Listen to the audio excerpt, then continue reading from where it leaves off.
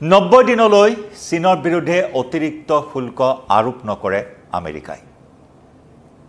এই বিষয়টোক লৈ ইতিমধ্যে ভাৰতত তীব্ৰ প্ৰতিক্ৰিয়া অব্যাহত আছিল। এফালে ভাৰতৰ বিৰুদ্ধে ট্ৰাম্পৰ এটাৰ পিছত আনটো বৃহৎ শুল্ক বোমা আৰু একে সময়তে ভবা হৈছিল যে চীনৰ বিৰুদ্ধেও এই শুল্ক যুদ্ধ ঘোষণা কৰা মাৰ্কিন যুক্তৰাষ্ট্ৰই শুল্কৰ বোজা জাপি দিব, কিন্তু তাকে নকৰি নাটকীয়ভাৱে চীনক 90 দিনৰ বাবে ৰেহাই দিয়া হ'ল অতিৰিক্ত শুল্কৰ পৰা। 90% শুল্ক এতিয়া নলগাই 90 দিনৰ বাবে চীনৰ ওপৰত আমেৰিকাই। নমস্কাৰ প্ৰিয় দৰ্শক, মই জয়ন্ত মাধৱ গোস্বামী আপোনাক স্বাগতম জনাইছোঁ নিউজ 18 অসম নৰ্থ ইষ্টৰ ডিজিটেল লাইফলৈ। হঠাৎ যেন কৌশলী স্থিতি গ্ৰহণ কৰিছে মাৰ্কিন যুক্তৰাষ্ট্ৰই। চীনৰ ওপৰত যে অতিৰিক্ত 145% শুল্ক আৰোপ কৰাৰ কথা ঘোষণা কৰিছিল, সেয়া সাময়িকভাৱে স্থগিত ৰখাৰ সিদ্ধান্ত গ্ৰহণ কৰিছে। সেই স্থিতি ঘোষণা কৰিছে মাৰ্কিন যুক্তৰাষ্ট্ৰই আৰু মাৰ্কিন যুক্তৰাষ্ট্ৰৰ এই সিদ্ধান্তৰ পিছত বেইজিঙেও অনুৰূপ স্থিতি গ্ৰহণ কৰা পৰিলক্ষিত হৈছে যে বেইজিঙেও আমেৰিকাৰ ওপৰত যে অতিৰিক্ত শুল্ক আৰোপ কৰাৰ কথা ঘোষণা কৰিছিল সেয়া স্থগিত ৰাখিব চীনেও। মাৰ্কিন ৰাষ্ট্ৰপতি ডোনাল্ড ট্ৰাম্পৰ এই নাটকীয়ভাৱে চীনৰ বিৰুদ্ধে অতিৰিক্ত শুল্ক আৰোপ নকৰাৰ সিদ্ধান্ত এই মুহূৰ্তত বিশেষভাৱে তাৎপৰ্যপূৰ্ণ বিবেচিত হৈছে, কাৰণ 90 দিনলৈ চীনা সামগ্ৰীৰ ওপৰত মাৰ্কিন যুক্তৰাষ্ট্ৰই 145% শুল্ক আৰোপ নকৰে। ঠিক একেদৰে বেইজিঙেও মাৰ্কিন পণ্যৰ ওপৰত 125% শুল্ক আৰোপ কৰাৰ কথা ঘোষণা কৰিছিল। ৰাষ্ট্ৰপতিৰ দায়িত্ব গ্ৰহণ কৰিয়ে ডোনাল্ড ট্ৰাম্পে ঘোষণা কৰিছিল সমহাৰৰ শুল্ক আৰোপ কৰিব, শুল্ক একেই হ'ব লাগিব, সমপৰিমাণৰ শুল্ক হ'ব লাগিব। গতিকে সেই মৰ্মে চীনৰ বিৰুদ্ধে প্ৰথমে বাণিজ্য যুদ্ধৰ কথা ঘোষণা কৰিছিল, শুল্ক যুদ্ধৰ কথা ঘোষণা কৰিছিল আমেৰিকাই, আৰু সেই আমেৰিকাই এতিয়া ওলোটা খৰ মাৰিলে, এটা বৃহৎ ইউটাৰ্ণ লৈ এফালে ভাৰতৰ ওপৰত অতিৰিক্ত 50% শুল্ক জাপি দিছে, কিন্তু এই শুল্কৰ পৰা 90 দিনৰ বাবে ৰেহাই প্ৰদান কৰিছে, সকাহ দিছে চীনক। অৰ্থাৎ চীনা পণ্যৰ ওপৰত 90 দিনলৈ আমেৰিকাই কোনো ধৰণৰ শুল্ক আৰোপ নকৰে। একেদৰে বেইজিঙেও আমেৰিকাৰ পণ্যৰ ওপৰত 125% শুল্ক আৰোপৰ যি কথা ঘোষণা কৰিছিল তাৰ পৰা বিৰত থকাৰ সিদ্ধান্ত গ্ৰহণ কৰিছে। ইতিমধ্যে এই সন্দৰ্ভত আমেৰিকাই স্পষ্ট কৰি দিছে যে চীনে অতি চমৎকাৰভাৱে বিষয়টো চম্ভালিবলৈ সক্ষম হৈছে। মাৰ্কিন প্ৰশাসনৰ সৈতে বেইজিঙৰ যি জিনপিং চৰকাৰ আছে, মাৰ্কিন প্ৰশাসনৰ সৈতে জিনপিং চৰকাৰৰ সম্পৰ্ক যথেষ্ট ভাল। দুয়ো দেশৰ মাজত যোৱা জুলাই মাহৰ পৰাই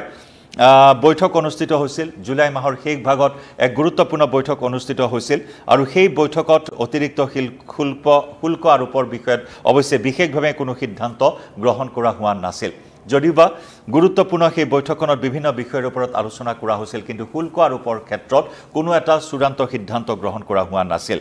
আনহাতে মে মাহত জেনেভাত চীন আৰু আমেৰিকাৰ মাজত বৈঠক অনুষ্ঠিত হৈছিল, আৰু সেই বৈঠকৰ পিছতে দুয়োপক্ষই 90 দিনলৈ অতিৰিক্ত শুল্ক আৰোপৰ পৰা বিৰত থাকিবলৈ সিদ্ধান্তত উপনীত হৈছিল জেনেভাত অনুষ্ঠিত হোৱা সেই বৈঠকত। গতিকে আৰু অনাগত 90 দিনলৈ এই সিদ্ধান্ত বাহাল ৰখাৰ চিন্তা চৰ্চাৰ কথা উল্লেখ কৰা হৈছে। অৰ্থাৎ অহা নৱেম্বৰ পৰ্যন্ত এই শুল্ক আৰোপ নকৰে, অতিৰিক্ত শুল্ক আৰোপ কৰা নহয় চীনৰ ওপৰত। মাৰ্কিন যুক্তৰাষ্ট্ৰই সেই কথা ইতিমধ্যে স্পষ্ট কৰি দিছে। মাৰ্কিন যুক্তৰাষ্ট্ৰই শেহতীয়াকৈ ভাৰতৰ বিৰুদ্ধে যি শুল্ক যুদ্ধ আৰম্ভ কৰিছে, এই শুল্ক যুদ্ধৰ সময়তে বেইজিঙৰ বিৰুদ্ধেও অতিৰিক্ত শুল্ক আৰোপ কৰিব বুলি চৰ্চা চলিছিল সৰ্বত্ৰে, কিন্তু সেই চৰ্চা মাৰ্কিন যুক্তৰাষ্ট্ৰৰ ফালৰ পৰা কৈছে যে সেই চৰ্চা ভিত্তিহীন, সেই চৰ্চাৰ কোনো যুক্তি নাই, ভিত্তিহীন বুলি আখ্যা দিছে চীনৰ ওপৰত অতিৰিক্ত শুল্ক আৰোপৰ সেই চৰ্চাক। ভাৰতৰ দৰে চীনৰ বিৰুদ্ধে মাৰ্কিন প্ৰশাসনে উচ্চ হাৰৰ শুল্ক আৰোপ কৰিব বুলি সৰব আলোচনা হোৱাৰ সময়তে ৰাষ্ট্ৰপতিগৰাকীয়ে অতি নাটকীয়ভাৱে ঘোষণা কৰিলে যে অহা নৱেম্বৰৰ 10 তাৰিখ পৰ্যন্ত, 10 নৱেম্বৰৰ মাজনিশা পৰ্যন্ত এই সিদ্ধান্ত বাহাল থাকিব, অতিৰিক্ত শুল্ক আৰোপ নহ'ব চীনৰ ওপৰত, বেইজিঙৰ ওপৰত। এই কথা ইতিমধ্যে স্পষ্ট কৰি দিয়া হৈছে। মন কৰিবলগীয়া যে বা উল্লেখযোগ্য যে 30% শুল্ক এই মুহূৰ্তলৈকে চীনৰ পণ্যৰ ওপৰত আমেৰিকাই আৰোপ কৰি আছে। একেদৰে বেইজিঙেও আমেৰিকাৰ পণ্যৰ ওপৰত 10% শুল্ক আৰোপ কৰি আহিছে। যেহেতু 90 দিনলৈ ৰেহাই দিয়া হৈছে চীনক অতিৰিক্ত শুল্কৰ পৰা, গতিকে এই 90 দিনলৈ পূৰ্বৰ সেই শুল্কৰ নিৰিখেই বাহাল থাকিব বুলিও ইতিমধ্যে কোৱা হৈছে। পূৰ্বৰ শুল্কৰ নিৰিখে অব্যাহত থাকিব নৱেম্বৰ পৰ্যন্ত অৰ্থাৎ চীনা পণ্যৰ ওপৰত আমেৰিকাই যি 30% শুল্ক আৰোপ কৰি আহিছে সেয়া বাহাল থাকিব একেদৰে আমেৰিকাৰ পণ্যৰ ওপৰত চীনে যি 10% শুল্ক আৰোপ কৰিছে সেয়া নৱেম্বৰৰ 10 তাৰিখ পৰ্যন্ত অব্যাহত থাকিব গতিকে এনেকুৱা এটা পৰ্যায় এতিয়া সমগ্ৰ পৰিস্থিতিয়ে সলনি হোৱা পৰিলক্ষিত হৈছে হঠাৎ এফালে পাকিস্তানৰ সৈতে আমেৰিকাৰ সম্পৰ্ক ওচৰ চাপি গৈছে ভাৰত আৰু আমেৰিকাৰ সম্পৰ্কৰ দূৰত্ব ক্ৰমাৎ বৃদ্ধি পোৱা পৰিলক্ষিত হৈছে এই শুল্ক যুদ্ধ এই বাণিজ্য যুদ্ধক কেন্দ্ৰ কৰি আৰু তাৰ মাজতে এতিয়া ভাৰতে অন্যান্য দেশৰ সৈতে বাণিজ্যিক সম্পৰ্ক বা দ্বিপাক্ষিক সম্পৰ্ক উন্নীত কৰাত গুৰুত্ব প্ৰদান কৰা পৰিলক্ষিত হৈছে ব্ৰাজিললৈ এতিয়া ভাৰতে পণ্য প্ৰেৰণ কৰাৰ বাবে বিভিন্ন ধৰণৰ চিন্তা চৰ্চা কৰি আছে একেদৰে চীনৰ সৈতে সম্পৰ্ক উন্নীত কৰাৰ বাবে ভাৰত এই মুহূৰ্তত আগ্ৰহী হৈছে নতুন দিল্লীয়ে এই মুহূৰ্তত আগ্ৰহ প্ৰকাশ কৰিছে চীনৰ সৈতে সম্পৰ্ক উন্নীত কৰাৰ ক্ষেত্ৰত আৰু একেদৰে অহা 31 আগষ্টত ভাৰতৰ প্ৰধানমন্ত্ৰী গৰাকীৰ চীন ভ্ৰমণৰ কাৰ্যসূচী ৰখা হৈছে এক বৃহৎ পৰিসৰৰ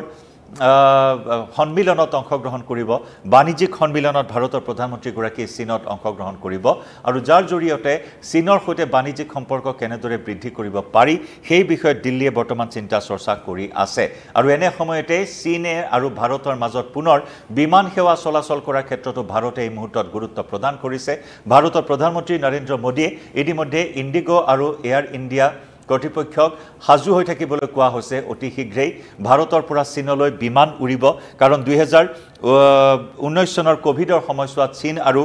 ভাৰতৰ মাজৰ পোনপটীয়া বিমান সেৱা বন্ধ হৈ পৰিছিল কোভিড সৃষ্ট পৰিৱেশৰ পৰিপ্ৰেক্ষিতত আৰু তাৰ পিছত 2020 চনৰ যি গলৱান সংঘৰ্ষ ভাৰত আৰু চীনৰ মাজৰ সেই গলৱান সংঘৰ্ষ যি সংঘৰ্ষত চীনৰ সেনাই অতি নিৰ্মমভাৱে অতি বৰ্বৰভাৱে ভাৰতৰ 20 জনকৈ সেনা জোৱান বিষয়াক হত্যা কৰিছিল ৰড গঞ্জাল লগোৱা লাঠি শিলগুটিৰে মৰিয়াই হত্যা কৰিছিল ভাৰতৰ 20 জনকৈ সেনা জোৱান বিষয়াক আৰু তাৰ পৰিপ্ৰেক্ষিতত চীনৰ সৈতে সম্পৰ্ক অতি বিঘ্নিত হৈ পৰিছিল সংঘাত বৃদ্ধি পাইছিল ভাৰত আৰু চীনৰ তেতিয়াৰ পৰাও সম্পূৰ্ণৰূপে বন্ধ হৈ আছিল ভাৰত আৰু চীনৰ মাজৰ পোনপটীয়া বিমান সেৱা কিন্তু আমেৰিকাৰ এই শুল্ক যুদ্ধৰ পৰিপ্ৰেক্ষিতত এতিয়া চীনৰ সৈতে আকৌ সেই সম্পৰ্ক উন্নীত কৰাৰ অংশস্বৰূপে অতি শীঘ্ৰেই চীনলৈ পোনপটীয়া বিমান সেৱা আৰম্ভ কৰিবলৈ পৰিকল্পনা গ্ৰহণ কৰিছে আৰু এই ক্ষেত্ৰত মোদী চৰকাৰে এয়াৰ ইণ্ডিয়া আৰু ইণ্ডিগোক নিৰ্দেশ দিছে সাজু হৈ থাকিবলৈ আৰু অতি কম দিনৰ ভিতৰতে চীনলৈ বিমান চলাব পৰাকৈ এই দুই এয়াৰলাইন্সক সাজু হৈ থাকিবলৈ পৰামৰ্শ দিয়া হৈছে নিৰ্দেশ দিয়া হৈছে আনহাতে চীনেও ভাৰতলৈ অচিৰেই পোনপটীয়া বিমান সেৱা আৰম্ভ কৰাৰ কথা প্ৰকাশ কৰিছে অৰ্থাৎ এফালে আমেৰিকাৰ সৈতে সম্পৰ্ক বিঘ্নিত আৰু আনফালে চীনৰ সৈতে ৰঙা চীন যি ৰঙা চীনে বিভিন্ন সময়ত ভাবুকিৰ সৃষ্টি কৰি আহিছে যি ৰঙা চীন আৰু পাকিস্তানে ভাৰতৰ বিৰুদ্ধে বহু সংঘৰ্ষত লিপ্ত হৈছে সেই চীনৰ সৈতে এতিয়া হাত মিলাবলগীয়া পৰিস্থিতিৰ সৃষ্টি হৈছে একে সময়তে পৰম মিত্ৰ দেশ আমেৰিকা এতিয়া যেন দিনক দিনে শত্ৰুলৈ পৰিণত হোৱা পৰিলক্ষিত হৈছে এটা নেতিবাচক স্থিতি মাৰ্কিন ৰাষ্ট্ৰপতি গৰাকী ভাৰতৰ বিৰুদ্ধে এটাৰ পিছত আনটো নেতিবাচক স্থিতি গ্ৰহণ কৰাত অতি অস্বাভাৱিকভাৱে অৱনমিত হৈছে ভাৰত আৰু পাকিস্তানৰ মাজৰ দ্বিপাক্ষিক সম্পৰ্ক আৰু তাৰ মাজতে চীনক 90 দিনৰ ৰেহাই দি ভাৰতৰ ওপৰত শুল্ক বোমা এৰি দিছে মাৰ্কিন যুক্তৰাষ্ট্ৰৰ ৰাষ্ট্ৰপতি গৰাকীয়ে যি চীন হৈছে আটাইতকৈ বেছি খাৰুৱা তেল ক্ৰয় কৰা দেশ সৰ্বাধিক খাৰুৱা তেল ৰাছিয়াৰ পৰা ক্ৰয় কৰে চীনে গতিকে সেই বৃহত্তম দেশখনক ৰেহাই দি ভাৰতৰ বিৰুদ্ধে এই শুল্ক জাপি দিছে মাৰ্কিন যুক্তৰাষ্ট্ৰপতি গৰাকী লক্ষণীয় হ'ব কোন দিশে যায় পৰৱৰ্তী সময়ছোৱাত এই শুল্ক যুদ্ধখন বাণিজ্য যুদ্ধখন জনাই যাম প্ৰতিটো আপডেট এই মুহূৰ্তত ডিজিটেল লাইভৰ পৰা বিদায় লম নমস্কাৰ